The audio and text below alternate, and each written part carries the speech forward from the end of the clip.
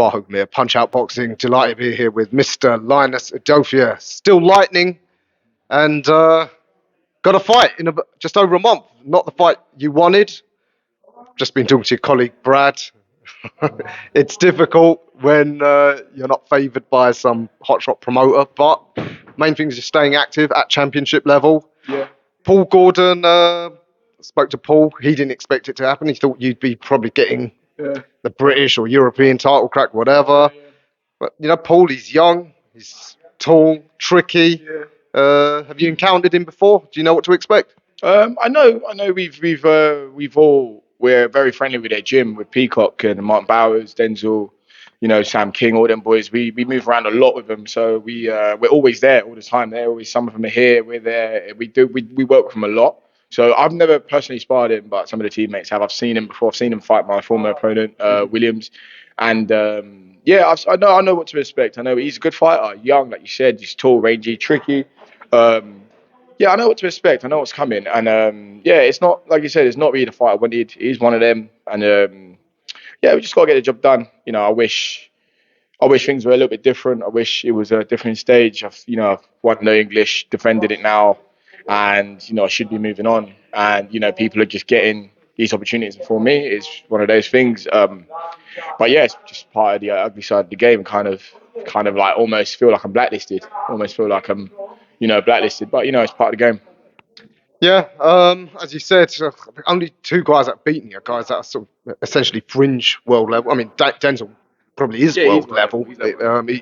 As I was saying, Brad, he'll probably be a world champion next year, but he's almost sort of put to the sidelines as well. Is it just a case of you've got to stay patient? And I mean, when you started out on this adventure, did you sort of half know that? Well, yeah, if you ain't in with the right promoter and the right crowd, that this sort, you're gonna have to be patient. Yeah, ever since I started, I always knew, if you haven't got an Olympic title, if you haven't just come straight off GB or competition out there, you're not jumping in with like the Matchrooms, the Frank Warrens, the Boxer, it was just Frank Warren, the Matchroom when I turned pro. But if you're not with any of those, it's kind of an uphill battle. You kind of have to do it the hard way. You have to do it the proper way. It's through small hall, southern area, English, moving up. I always knew it'd be that, and it's just one of them. Don't get me wrong, I've had big chances, and I'm sure they'll come again. But it's just one of those things where it's just a waiting game. Like last year, felt a bit like a waiting game. Opportunity, things happen, and then you're here. But I think opportunities have come before, and they will come again. It's just timing, Absolutely, and you know how good you are as well. So is that what keeps you going? That all right, it's just patience. When the opportunity comes, I'm good enough to take it. Oh yeah, of course. I know my talent. I know what I can do. I know I work hard, and I know I always have the tools to get any job done. But it's just sometimes where you say it keeps you going, but sometimes it just feels like a bit of a waste. You know what I mean? It feels a bit like a waste. But yeah, it's just one of them. It's just one of them. It's part of the game. You just keep grafting away until you get that knock on the door.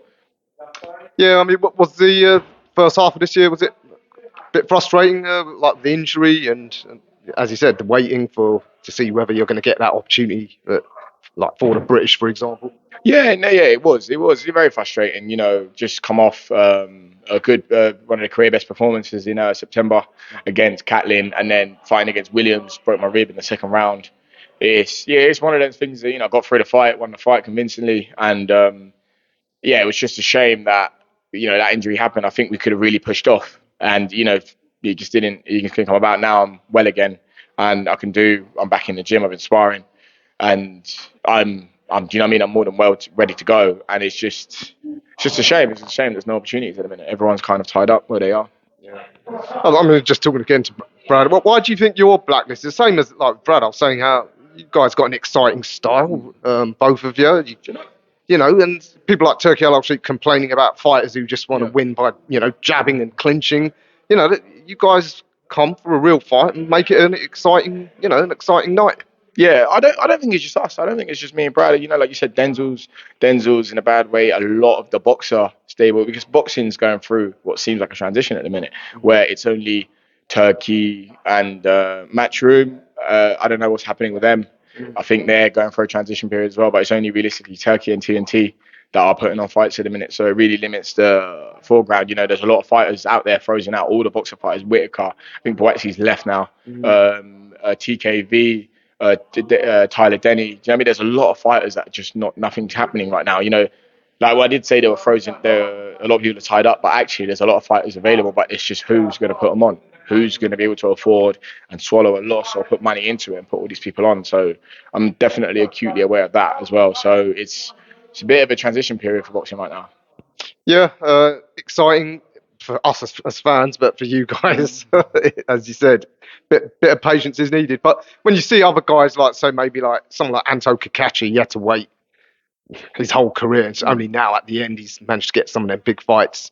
Do you think often for guys like yourself who haven't got the big backing, that's how it might just have to be? Oh yeah, it's always been, to me, it's always been like that. Nothing's ever been put on a plate for me. Nothing's ever been put on a plate for us. But yeah, it's just one of those things. It's when you haven't got the name, when you haven't been pushed, when you haven't been, had that little bit of backing. That's just your road. You just got to climb. You just got to do a little bit more than someone else has to. Mm-hmm. All right, but as you said, the last couple of performances, you're still improving at 32, in your prime still. So you want to keep your tools sharp. Yeah. It's fair to say against George, you can make quite a statement. You can get a big stoppage against him. Yeah, of course. Yeah, if PA's good fighter. PA Gordon, good fighter. I'm always every fight always going trying to make a statement. So we'll just see what he takes, what he gives, what he can give, and we'll go from there. I know how deep my well is, so we'll see. We'll see what he's about. And talking of, well, you haven't really had much punishment in your career, have you? Apart from the Denzel fight and the cut. That was a hard fight with Denzel, but other than that, it's still very fresh. Oh yeah, very fresh 32-year-old. I don't feel my age, but then again, ask my knees. They're something else. No, I've not really had any punishment in my career. I think the hardest fights I've had were, like you said, the Denzel and the Tyler Denny fight. Those were the two hardest fights I've had in 23 fights. So I haven't been in wars. I'm still fresh. Do you know what I mean? I'm still fresh in the mind as well, fresh in the body, and yeah, I'm thankful for it. To be fair. And do you think, like, with Terry's guidance, you're still evolving? Is he still, like, adjusting your game all the time? Maybe to adjust for age or different circumstances. Yeah, I learn every day when I come in here. I learn every single day when I come in here. So everything I love his teaching. We've been together for the last 11 years now, and yeah, I feel like every day I come in, I learn something. So it's having him behind me in my corner, always ready to go, man. Yeah, it's been good, man. It's been good 11 years, and yeah, I'm still learning every day. So yeah, I'm loving it at the minute. Well, if you're still loving it, Yeah, that matters a lot because in this game, if people don't love it, then that's the time to get out. But okay, so presume you get a good win against Paul. As I was asking Brad, do you think maybe you might have to be ready to take one of them sort of short notice opportunities? You've seen guys like on Riyadh season yeah. step in. You guys always stay in shape, ready at short notice. That might be what you have to do. Yeah, 100%, 100%. Always ready to go. And yeah, let's just get September 13th, here before we start looking at what's next. Let's just get that out of the way, and then we see what doors hopefully open from there. And how do you assess the middleweight division, like both domestically and on the world scene? It seems like a lot of the better guys moving up to super middleweight. Uh, young Ellis, for example, saying middleweight's getting bigger. Are you still good for middleweight? Could you move up to super middleweight? I could move up, but I wouldn't want to until unless I just couldn't make the weight anymore. Or it's really struggling to make the weight. I wouldn't bother moving. I think I'm okay at the weight at the minute. So say that, and then and then don't make the next weight. But yeah, no, yeah, I think I'm okay at the weight at the minute. I don't feel dead at it. I feel all right. If it calls for me to move weight, then yeah, we'll have to play. We'll have to do what we need to do there. But I feel good at the minute. And like you said, they're getting bigger. Look at the size of Ellis. You know what I mean, 6'2", filled out. Like he's only getting bigger as well. So I don't think he'll finish at silver middleweight. I think he'll get to light heavy or something. But yeah, everyone's getting bigger. The whole division's getting bigger. Like, PA Gordon, he ain't small. You know what I mean? He's not a small guy. So yeah, look at us. Like me, Brad. We're not small guys. So it's a big division as well. Yeah. Do you think that a lot of the problems are at the top? It looks like between Adames and Janivek, the will they, won't Yeah. they? Lara, he's sort of permanently on ice. Between them, they're just holding things up.